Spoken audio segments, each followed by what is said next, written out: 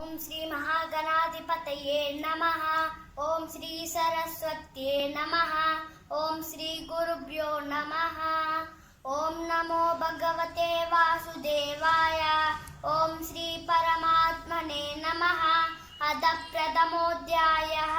Shlokas 28 to 36।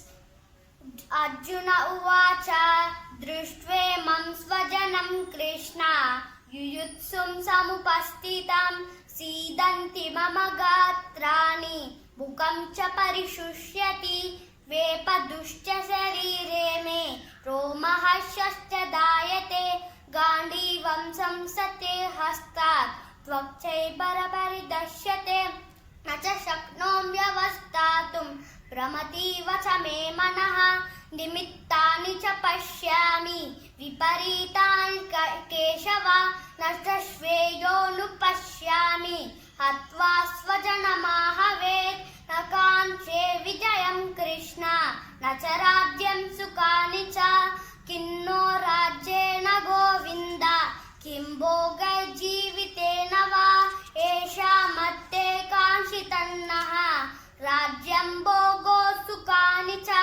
तहिमेव स्थिता युद्धे प्राणां त्यक्त्वा जानामि च आचार्याः पितरः पुत्राः तदैव च पितामहाः मातुलाः श्वशुराः पौत्राः शालाः सम्बन्धिनस्तथा एतान् हन्तुमिच्छामि ज्ञतोऽपि मधुसूदन अपि त्रैलोक्यराज्यस्य हेतोः किन्नु मही कृते निहत्य धार्तराष्ट्रानः कापीति